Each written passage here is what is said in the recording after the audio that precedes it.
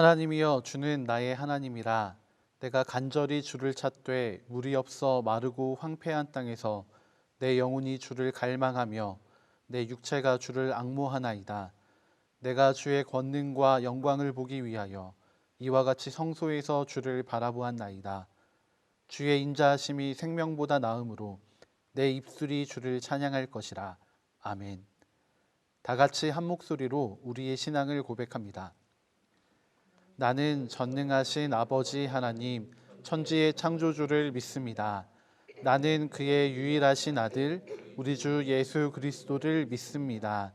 그는 성령으로 잉태되어 동정녀 마리아에게서 나시고 본디오 빌라도에게 고난을 받아 십자가에 못 박혀 죽으시고 장사된 지 사흘 만에 죽은 자 가운데서 다시 살아나셨으며 하늘에 오르시어 전능하신 아버지 하나님 우편에 앉아 계시다가 거기로부터 살아있는 자와 죽은 자를 심판하러 오십니다.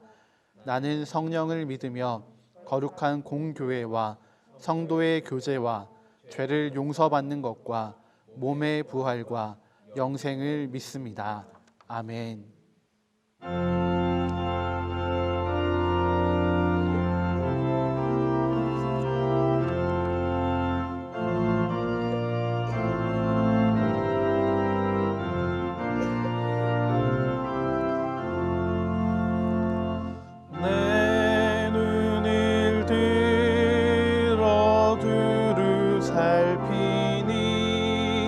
산악이라 날 돕는 구원 어디서 오나 그 어디서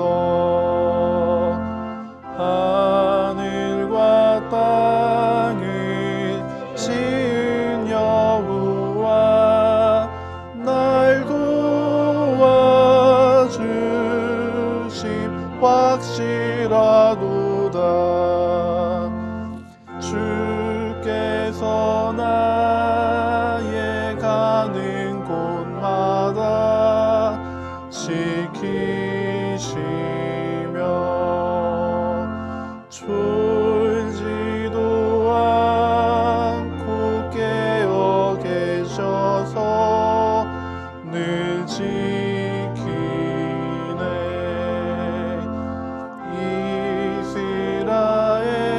이스라엘을 지키시리니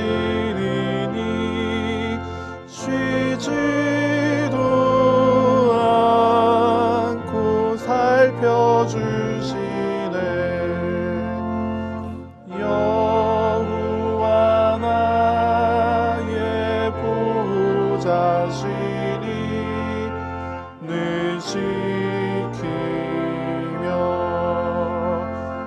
오른팔 들어 보호하시고 그늘 되네. 낮에는 해가 상치 못하며 또 밤에 달이 해치 못하네. 여호와 나의 영혼 지키사 돌보시며 내 모든 죄를 사해 주시고 늘 지키네.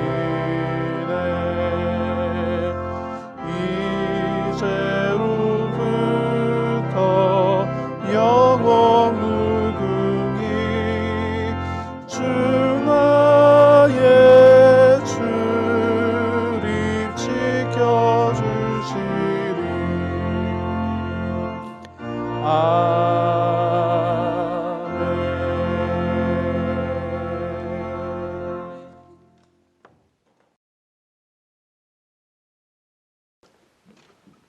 사랑하는 아버지 하나님, 감사와 찬송을 올려드립니다.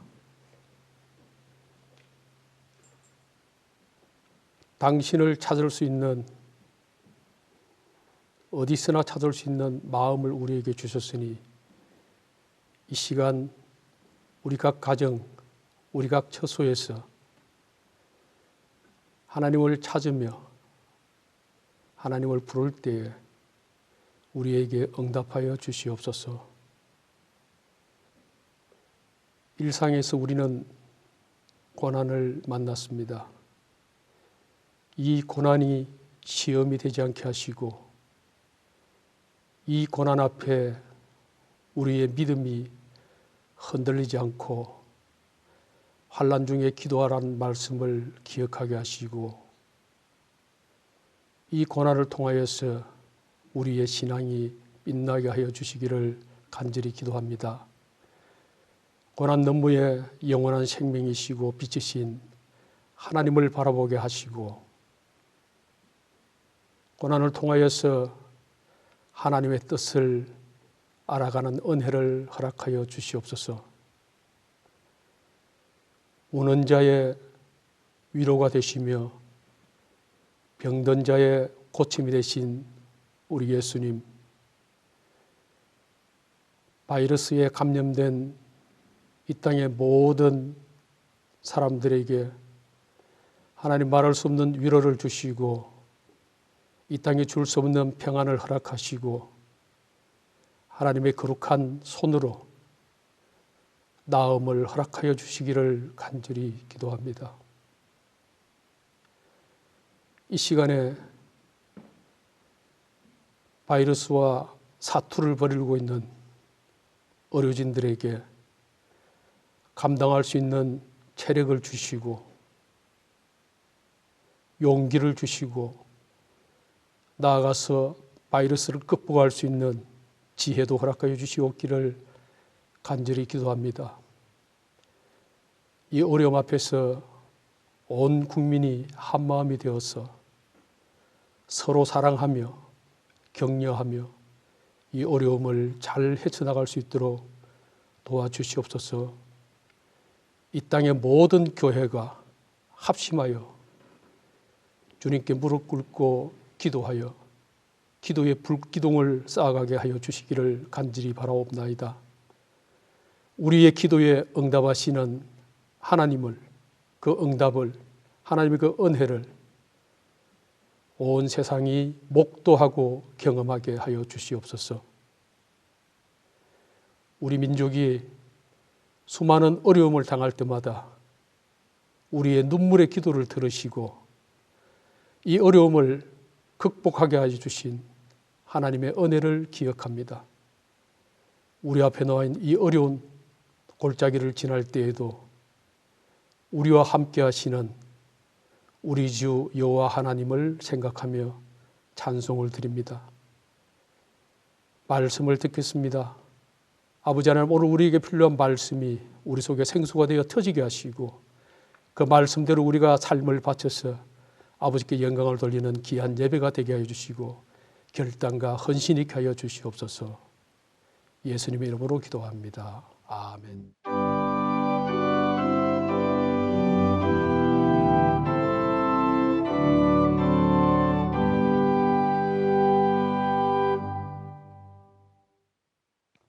오늘 저희에게 주시는 하나님의 말씀은 마가복음 4장 1절에서 20절입니다.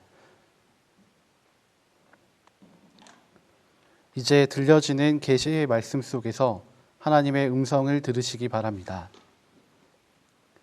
예수께서 다시 바닷가에서 가르치시니 큰 무리가 모여들거늘 예수께서 바다에 떠 있는 배에 올라 앉으시고 온 무리는 바닷가 육지에 있더라.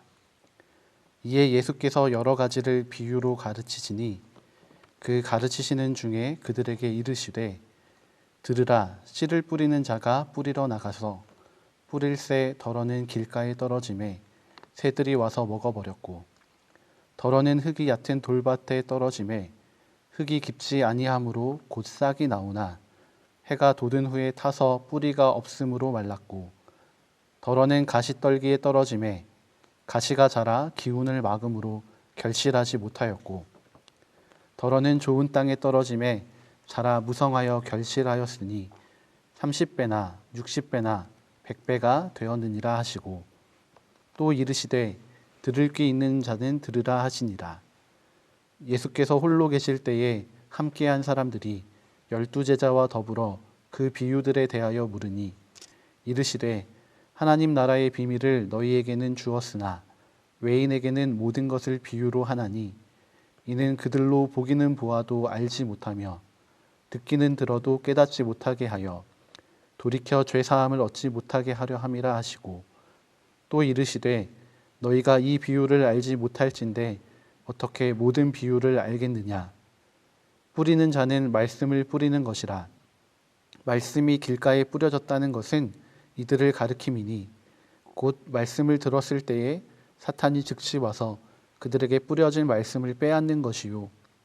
또 이와 같이 돌밭에 뿌려졌다는 것은 이들을 가리킴이니 곧 말씀을 들을 때에 즉시 기쁨으로 받으나 그 속에 뿌리가 없어 잠깐 견디다가 말씀으로 인하여 환난이나 박해가 일어나는 때에는 곧 넘어지는 자요. 또 어떤 이는 가시떨기에 뿌려진 자니 이들은 말씀을 듣기는 하되 세상의 염려와 재물의 유혹과 기타 욕심이 들어와 말씀을 막아 결실하지 못하게 되는 자요. 좋은 땅에 뿌려졌다는 것은 곧 말씀을 듣고 받아 30배나 60배나 100배의 결실을 하는 자니라. 아멘.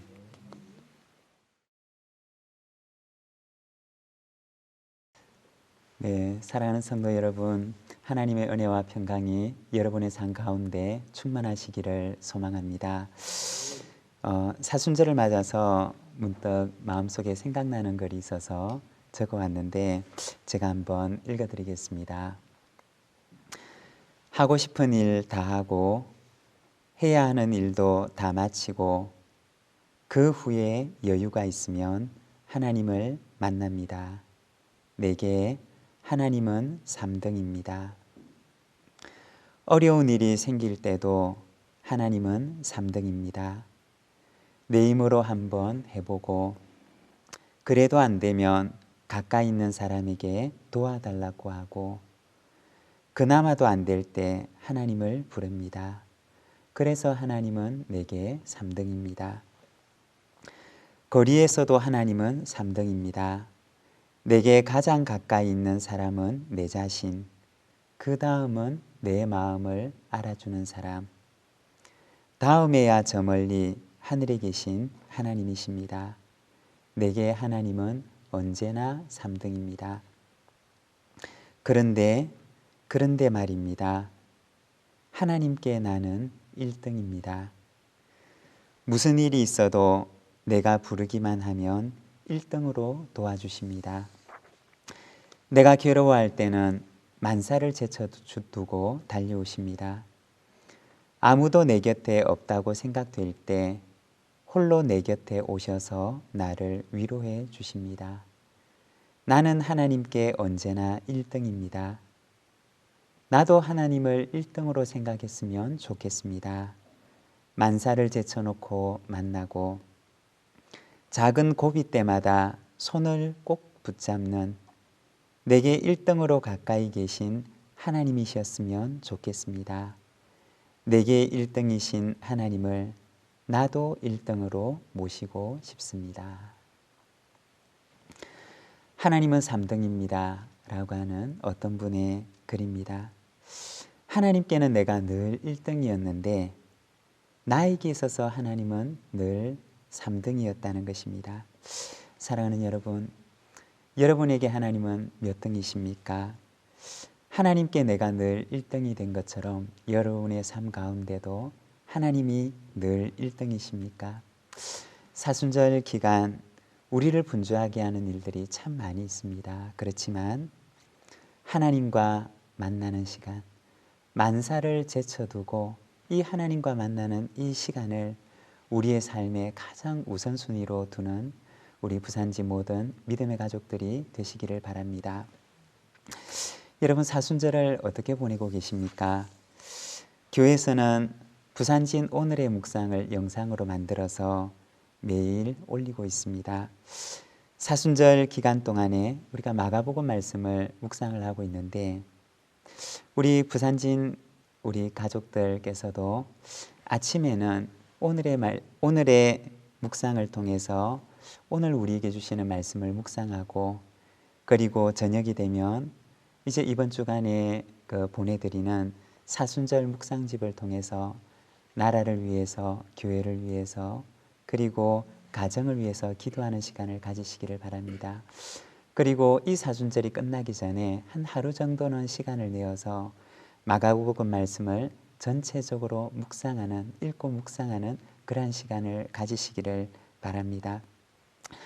하나님의 말씀의 은혜가 이 사순절 기간 동안 우리 부산진 모든 믿음의 식구들의 가정 가운데, 우리의 삶 가운데 충만하기를 소망합니다.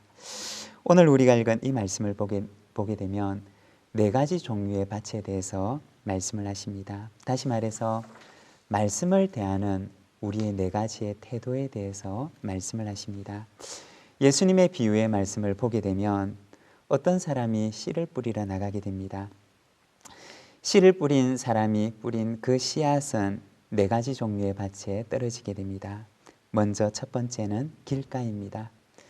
길가에 떨어진 씨의 운명은 어떻게 되느냐?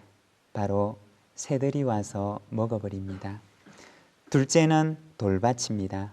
돌밭에 떨어진 씨의 운명은 처음에는 잠깐 싹이 나오지만, 그러나 해가 돋자마자 그것이 금방 타져서 말라버립니다. 세 번째는 가시떨기입니다. 가시떨기에 떨어진 씨의 운명은 가시의 기운이 자라서 그 말씀의 씨를 막아버립니다. 그리고 결국에는 그것도 역시 결실하지 못합니다. 마지막에는 좋은 밭인데, 좋은 밭에 떨어진 이 씨는 자라고 무성하게 되어서 나중에는 30배와 60배와 100배의 결실을 하게 되었다라고 말씀을 하십니다. 이것이 바로 예수님께서 말씀하신 씨를 뿌리는 사람에 대한 비유입니다.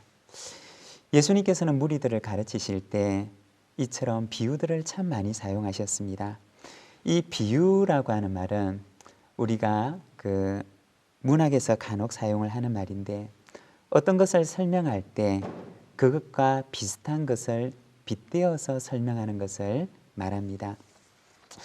그런데 성경에서 이 비유라고 하는 말은 헬라어로는 파라볼레라고 얘기를 하고, 그리고 히브리어는 마샬이라고 얘기를 하는데, 이 말의 의미는 격언 혹은 수수께끼 혹은 지혜의 말이라고 하는 의미를 가지고 있습니다.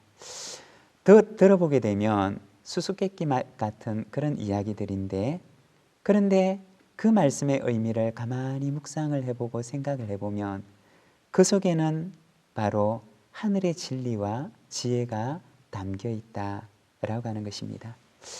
오늘 우리가 읽은 이 본문의 말씀에서 예수님께서는 비유를 통해서 제자들에게 혹은 무리들에게 말씀을 해주십니다.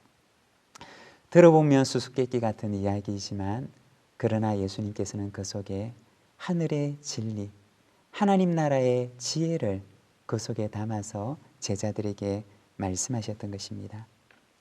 우리가 성경을 보게 되면 예수님께서 이렇게 사람들에게 비유로 말씀하신 후에는 사람들이 다 가고 난 뒤에 제자들이 종종 예수님께 와서 물었습니다. 쉽게 말하자면 제자들이 예수님과 함께 구역 모임 혹은 목장 모임을 하면서 이 소그룹 성경 공부를 하는 것입니다. 예수님, 아까 예수님께서 말씀하실 때 이런 말씀하셨는데 예수님, 그 말씀의 의미가 무엇인가요? 예수님, 그 말 속에는 어떤 진리가 포함되어 있는 것인가요? 라고 제자들은 예수님께 와서 물었습니다.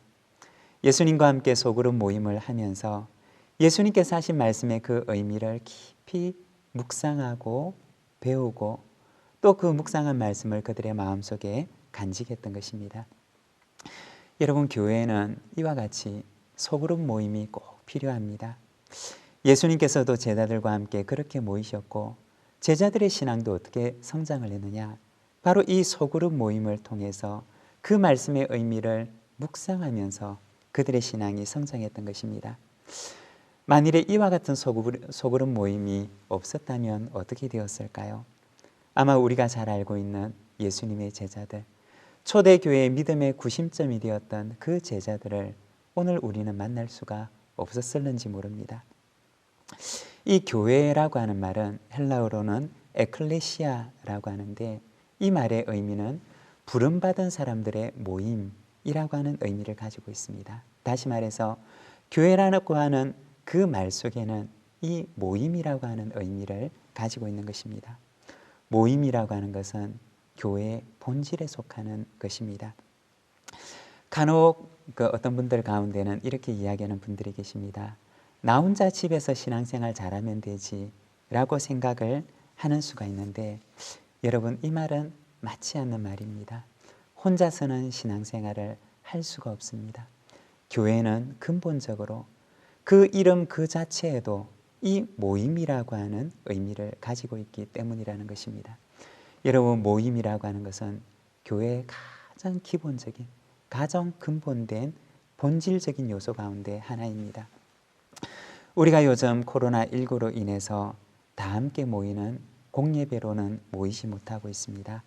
우리가 영상을 통해서 가정에서 모이는 모임으로 대신하고 있는데 교회 역사를 보게 되면 간혹 박해가 일어난다든지 또는 어떤 이유로 인해서 교회가 모두가 함께 모일 수 없는 경우가 되면 지금처럼 우리가 가정에서 모임을 가지든지 혹은 몇몇 가정들이 함께 모여서 이렇게 소그룹을 이루어서 예배를 드리기도 했습니다. 그렇지만 몇 사람이 모이든지 간에 이 모임이라고 하는 것은 언제나 우리 교회의 본질을 이루어 왔다는 것입니다. 교회의 가장 본질적인 요소가 되는 작은 모임 혹은 전체가 함께 모이는 큰 모임, 우리 부산진교회 모든 모임들이 예수의 생명이 있는, 말씀의 능력이 있는 모임이 되기를 소망합니다. 예수님께서는 이 비유를 통해서 말씀을 대하는 사람의 4가지 태도에 대해서 말씀을 하십니다. 오늘 이 말씀을 통해서 사순절을 맞이하는 우리에게 하나님께서 우리에게 주시는 4가지의 권면의 말씀, 우리가 어떠한 태도를 가지고 하나님의 말씀을 받아야 할 것인가에 대해서 함께 묵상하기를 원합니다.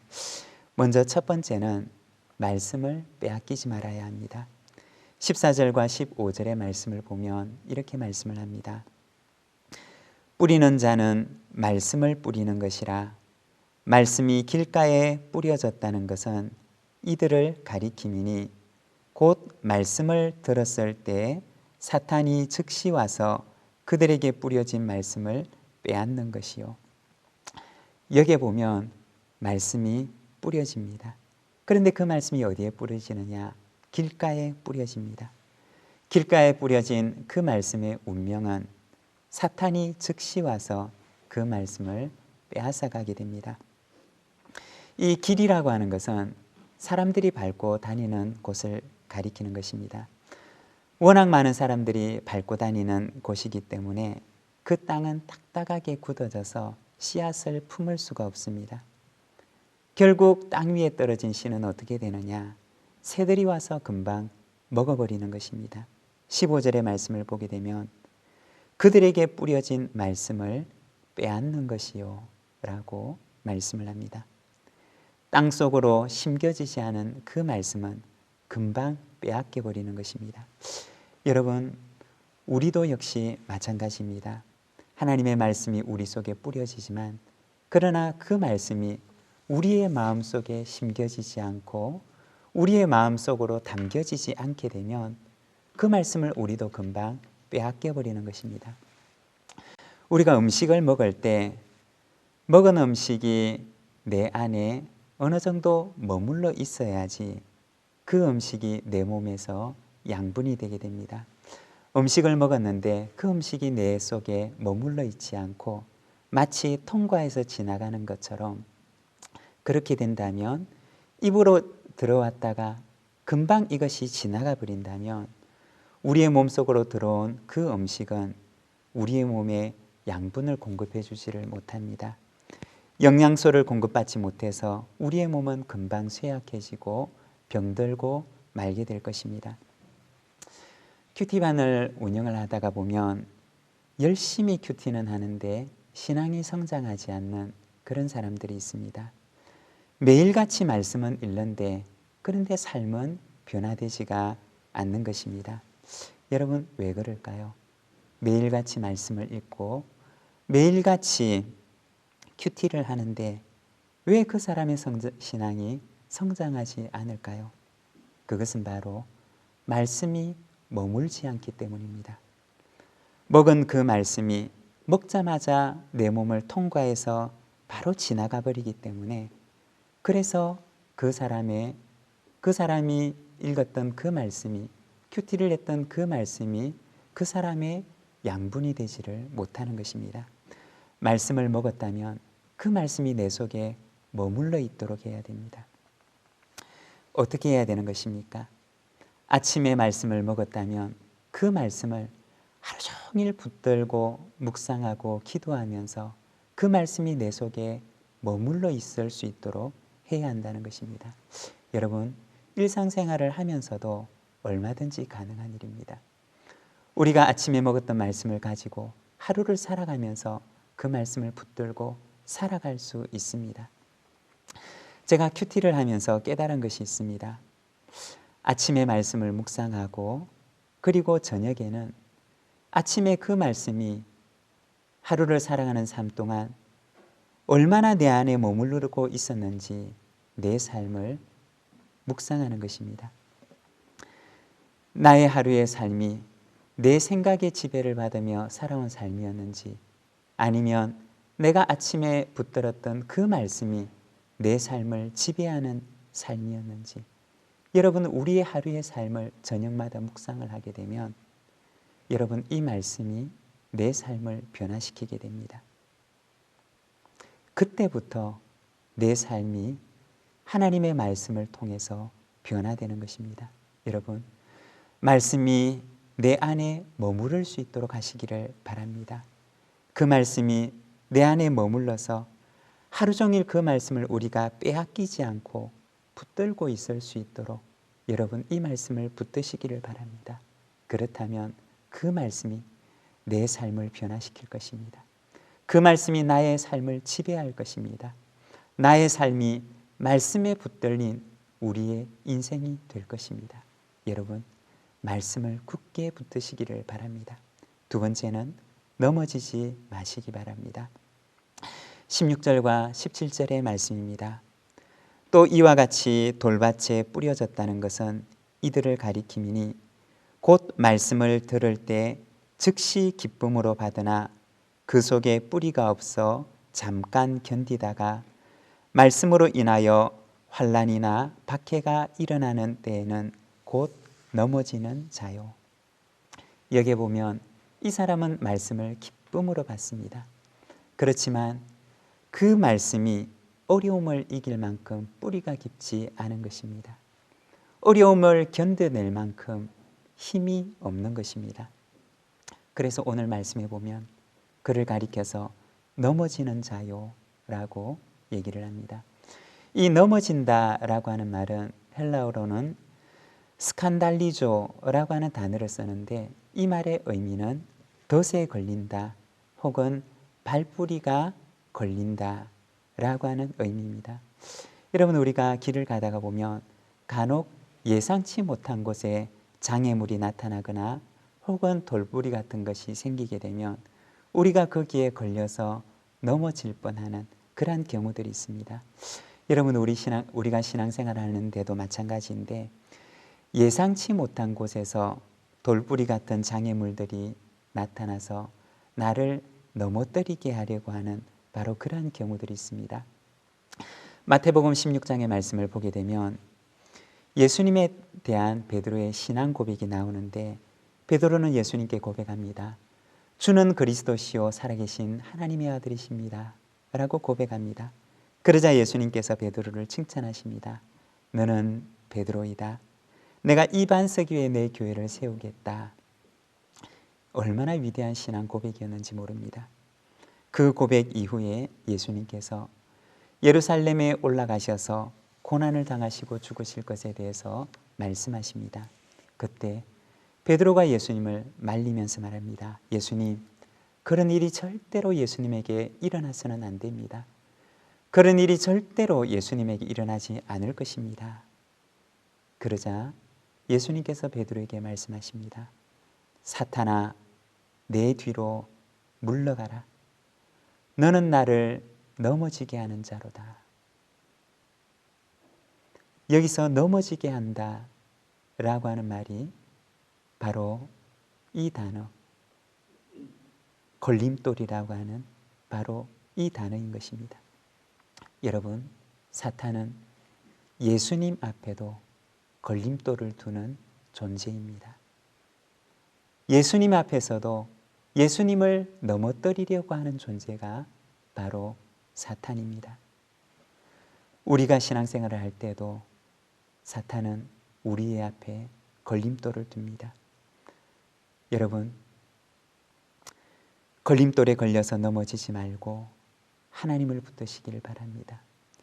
우리가 간혹 아이들을 데리고 산책을 나가다가 아이들이 발뿌리에 걸려서 돌에 그 발뿌리가 걸려서 넘어질 경우들이 있습니다. 그런데 부모의 손을 꼭 잡고 가게 되면 그 아이가 그 돌에 걸려도 넘어지지를 않습니다. 왜냐하면 그 부모님의 손을 잡고 있기 때문입니다. 여러분, 마찬가지입니다.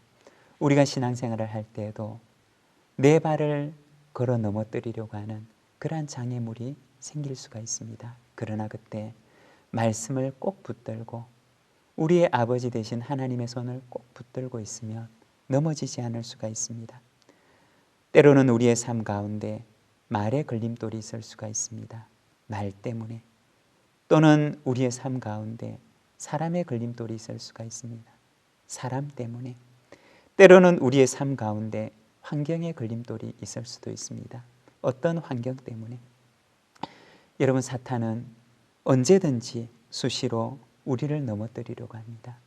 예수님마저도 넘어뜨리려고 했던 그 사탄의 존재는 오늘도 우리 앞에 장애물을 놓습니다. 여러분, 이때 말씀을 굳게 붙들고 하나님의 손을 굳게 붙들고 잘 인내하고 견딤으로 승리하는 우리 믿음의 식구들의 삶이 되시기를 바랍니다.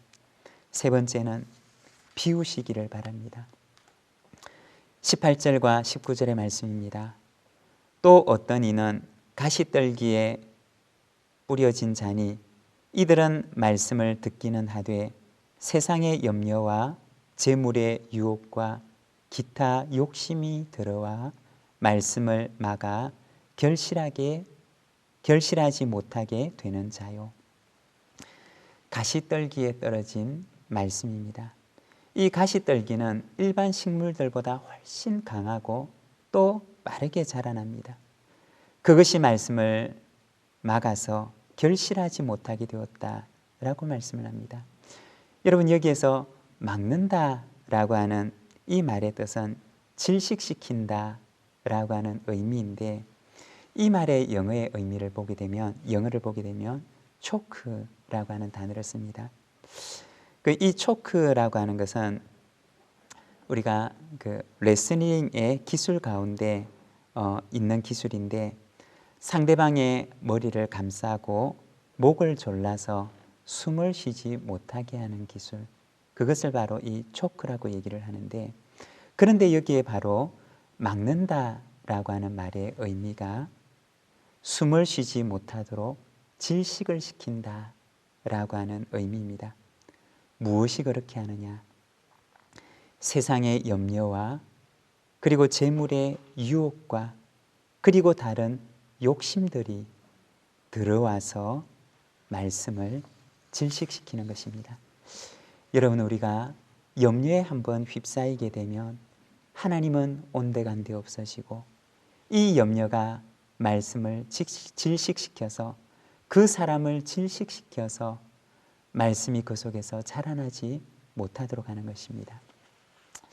언젠가 어떤 이야기를 들은 적이 있는데 이 안개라고 하는 것이 굉장히 커 보이지만 그러나 실제로 이 안개를 다 모아보면 그 양은 사실은 얼마 되지 않는다라고 하는 이야기를 들은 적이 있습니다. 모아놓고 나면은 얼마 되지 않는데, 그런데 이것이 안개로 펼쳐지게 되면 사람들의 눈앞을 가리어서 때로는 이 안개가 큰 사고를 유발하게 되기도 한다는 것입니다. 세상의 염려, 재물의 유혹, 그리고 이 욕심들은 우리가 살아가는 우리의 인생 가운데 안개와 같은 존재가 될 수 있어서 우리의 인생 가운데 때로는 앞을 바라볼 수 없도록 만들고 아무것도 보이지 않도록 우리의 눈을 가리기도 하고 때로는 그것이 우리를 큰 위험으로 이끌기도 한다는 것입니다. 그러나 그 안개를 다 치워버리면, 사실은 그 안개를 다 모아놓고 나게 되면 그것은 아주 작은 존재에 지나지 않는다는 것입니다. 여러분, 세상의 염려가, 그리고 어떤 유혹들이, 그리고 어떤 욕심의 안개들이 내 마음에 밀려올 때 하나님을 바라보며 그 모든 것들을 다 비우시기를 바랍니다. 세상의 염려와 욕심을 내려놓고 하나님을 바라보시기를 바랍니다. 하나님께서 우리의 인생의 길을 인도하시고 우리의 삶을 우리 하나님께서 밝은 길로 인도하실 것입니다. 마지막 네 번째는 말씀을 듣고 간직하시기를 바랍니다. 20절의 말씀입니다. 좋은 땅에 뿌려졌다는 것은 곧 말씀을 듣고 받아 30배나 60배나 100배의 결실을 하는 자니라. 여기 보면 결실하는 사람의 특징에 대해서 얘기를 합니다. 좋은 땅에 뿌려졌다라고 할 때 이 땅에라고 하는 말의 원래 의미는 땅 속으로 혹은 땅 속에라고 하는 의미를 가지고 있습니다. 헬라어로는 에이스라고 하는 단어를 쓰는데 영어로는 into라고 하는 단어를 사용합니다. 말씀의 씨가 어디에 떨어지느냐? 바로 땅 속으로 떨어지는 것입니다. 땅 속에, 바로 마음의 속으로 들어가서 그 속에 자리를 잡는 것을 말하는 것입니다. 그리고 듣고 받아라고 얘기를 합니다. 이 받는다라고 하는 말의 원래 의미는 받아서 곁에 둔다, 받아서 가까이에 둔다 라고 하는 의미를 가지고 있습니다. 말씀을 받아서 그것을 내 속에 품고 내 가까이, 내 곁에 둔다 라고 하는 의미를 가지고 있습니다. 여러분, 열매 맺는 삶을 살아가기를 원하십니까? 그렇다면 매일같이 말씀을 들으십시오. 그리고 그 들은 말씀을 하루 종일 마음속에 잘 간직하십시오. 그리고 그것을 늘 내 곁에 두고 그 말씀이 나의 삶을 주장하도록 하십시오. 사순절을 어떻게 보내십니까? 말씀을 받아서 잘 간직하시기를 바랍니다. 그리하면 우리의 삶 가운데 30배와 60배와 100배의 결실을 얻게 하시는 하나님의 은혜가 있으실 것입니다. 사순절의 이 기간, 우리의 모든 가정마다, 우리의 모든 삶마다 좋은 열매 맺는 우리 모든 부산진 믿음의 가족들이 되시기를 바랍니다.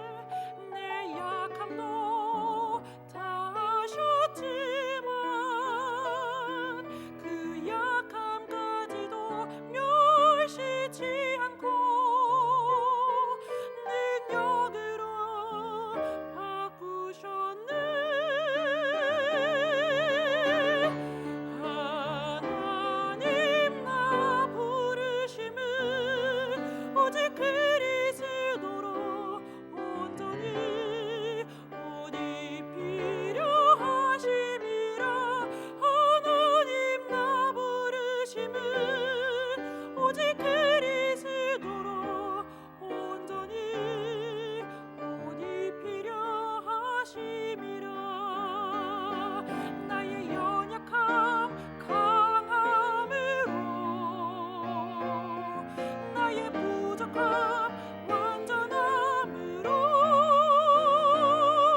나를 채워주시고 나를 부르시며 주의 강한 손 날 붙드시네. 하나님 나 부르심은 오직 그리스도로 온전히 옷 입히려 하심이라. 하나님 나 부르심은 오직 그리스도로 온전히 옷 입히려 하심이라. 하나님 나 부르심은 오직 그리스도로 온전히 옷 입히려 하심이라. 하나님 나 부르심은 오직 그리스도로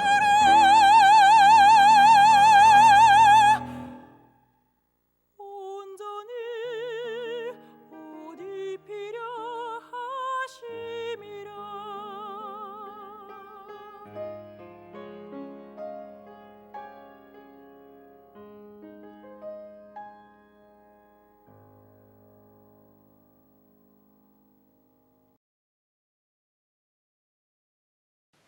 기도하겠습니다. 지금은 우리 구주 예수 그리스도의 은혜와 하나님 아버지의 그 크신 사랑하심과 성령님의 감화 감동하시며 교통하시며 충만케 하심이 사순절의 이 기간 가정에 모여 그리고 하나님의 말씀을 사모함으로 주님 앞에 나아가는 우리 모든 믿음의 식구들 위에 지금부터 영원토록 함께 계시옵기를 간절히 축원하옵나이다. 아멘.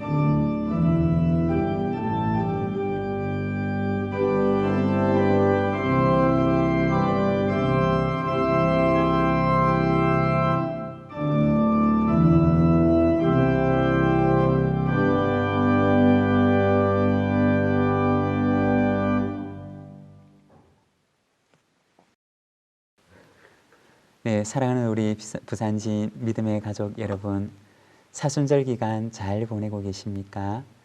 우리가 이 사순절 기간 동안에 우리가 이제 함께 모일 수 있는 여건과 환경이 되지를 못해서 각 가정에서 영상을 통해서 이렇게 예배를 드리고 있습니다. 여러분, 이 기간 오히려 나 자신을 돌아보고 하나님을 돌아보는 더 성숙해지는 사순절 이 기간이 되기를 소망합니다. 사순절 기간 동안에 저희가 함께 모이지 못하는 대신에 그 영상을 통해서 부산진 오늘의 묵상이라고 하는 그 영상을 제작을 해서 유튜브에 올리고 있는 가운데 있습니다. 그래서 혹시 그 유튜브에 들어가셔서 부산진 교회라고 치게 되면 영상을 확인할 수가 있습니다. 아침에는 오늘의 묵상을 통해서 오늘의 말씀을 묵상하시고, 그리고 저녁에는 이번 주 중에 도착하게 될 사순절 묵상집을 통해서 가능하면 그 가족들끼리 함께 모여서 나라를 위해 그리고 교회를 위해 가정을 위해 기도하는 시간을 가져주시기를 바랍니다. 그리고 사순절 이 기간 동안 마가복음 말씀을 한번 전체적으로 읽어보는 그러한 그 영성의 시간을 가져보시기를 바랍니다.